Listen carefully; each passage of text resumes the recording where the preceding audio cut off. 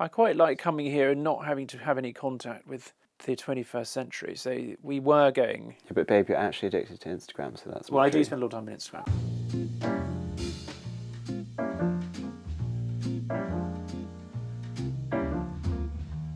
We found the house 6 years ago. At that point, we were in a flat in London we needed to move out of, had a lot of stuff, thought actually a house in the country would be a great idea in combination with a smaller flat in London. We didn't want anything that had been kind of Overdone. modernised. Well, not really even overdone, but it's just more, I don't know, people want you to pay more for their bad bathrooms, basically, so we prefer something that was just, had been left untouched since the 60s, which is what we found here. This room here is what we definitely call our sitting room. Somebody the other day amused me by calling it our drawing room. It's definitely not, because it's a very small house. We do sit in here, we entertain in here. This is often where we have drinks before supper. In the summer, we often eat outside and then come in here after supper, just sit around and chat. People often say, oh God, I really want to redecorate my room or whatever, and sometimes a tiny amount of colour is something which is very important to lift it. You can see that in the flowers. For instance, you've just only got these two sort of more reddy tones here.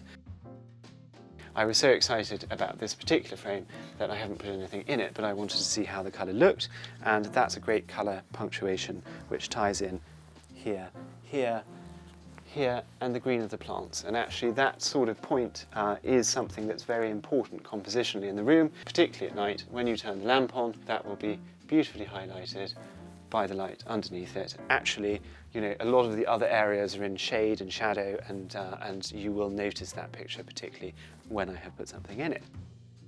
I've always quite liked the idea of a mixture of sort of modern and antique fabrics. When I worked in the antiques department at Colfax, we liked buying pieces of antique fabric and making them into cushions. I've always quite enjoyed that. This sofa I've had since I was a student. It was actually given to me by Roger Jones at Colfax. And over here at Benison, classic. It's been on here for a long time. The pattern's slightly faded, but I, again, rather enjoy that. So this is rather a special little table. We bought it from the contents of Drew Hines' house in Hayes Mews. It was designed by John Fowler.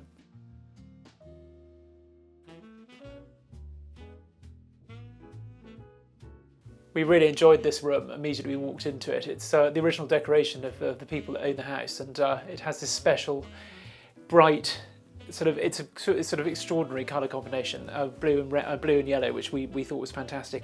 And have many happy hours cooking away in here, inventing recipes, using local ingredients, and just generally finding it quite relaxing after a hard day at work or a hard week. Have recently rearranged this. I felt it was time to have some more space, and my idea was that I was going to have plenty of space to be able to clear the dishes too. That is not quite what has happened, but yeah, I'm fine with that, because actually I think it looks charming. Because there isn't this, you know, kind of the right atmospheric conditions for artworks, these are actually some things which I've just started making recently, which are using my frames. This is actually a sort of slightly larger version of the Serpentine, which I just literally made this one, and using them as mirrors, because actually I really like the idea of a relatively small mirror as part of a hang on a wall. It is like a moving live picture. Well, this is our dining room where we do a lot of entertaining. We enjoy it very much. It's a good mixture of formal and informal in a way. It's got a bit of a cottagey feel in some ways, and then we've got sort of grander pieces in here as well, which we very much like, the mixture. And the display shelves above with some of our Benedict's collection of majolica. It feels sort of like a garden room, and in the summer it feels gardeny, and in the winter it feels cosy. And I suppose the colour scheme really came from that tension between green and white. There's a collection of things here. One of my favourite pieces, perversely, I suppose in some senses, is this. This is absolutely a disgusting piece. It can only be described as a centrepiece. That, in a way, fills you with the idea of kind of Victorian horrors.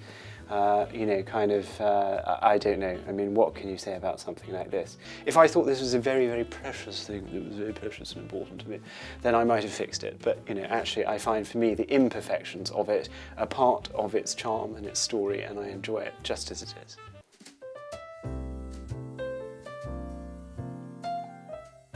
addiction is something that takes many forms. In my particular case, it is antiques.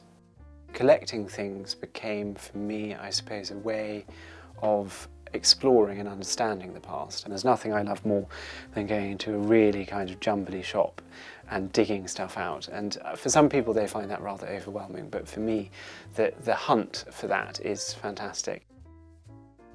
Benedict does quite a lot of the choosing and I agree to it. I enjoy your enthusiasm. Well, at least I haven't got into collecting diamonds. Well, that's the next stage. I came to working in art actually through making umbrellas, which sounds rather peculiar as a route. But for me, it was always an interest in how things are made.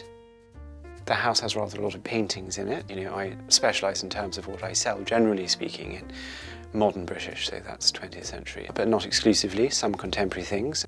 I started thinking a lot about framing, and so I started framing little works that I'd collected over the years. You know, really framing, and things that are framed well can elevate something. So not being frightened of the frame, I think, is something that is very key as well in terms of, you know, considering your art collection, such as a collection may be. This is my bedroom, and I always think of bedrooms being quite personal spaces when I do a house for somebody. It's a mixture of personal things and things we've collected together. The colour we chose was Dick's Blue from Farrow & Ball, which is a great, very vibrant blue. It works very well with sort of pinks and reds. This room's been on my Instagram a few times and people have really picked up on the colour. It's picked up on with this sort of terracotta colour, which I think works really well with it. The headboard, which belonged to an old friend of Benedict's. And then this helmet, a Corona design, made in Swedish wallpaper. It's quite a full border. The idea of borders coming back is rather exciting. This was quite deep, so rather perfectly suited to actually making this Corona for the bed. We thought it was quite fun. Well, this room is my bedroom. This is where I sleep, and it's very personal to me, as you can probably tell. Again, we're visiting the usual themes of collecting things, ceramics and antiques, but also colour. I find, you know, kind of bright colours quite invigorating. This room is quite low ceilinged, and again, you know, there's not very much you can do about that. It's quite undulating, and so I decided to put up this fantastic border, this paper border here, and it's made by a company in Sweden called Hand Printed Wallpaper. I bought this chair in Ireland from a place in Grey Abbey near Belfast, and I knew that this, my favourite cushion of all, whatever happened to baby Jane in feltwork, was going to live very happily here. We think people want to be in a house like this because they like the idea of spontaneity. It's the comfort involved that people enjoy. And they like being here, not feeling it's too formal.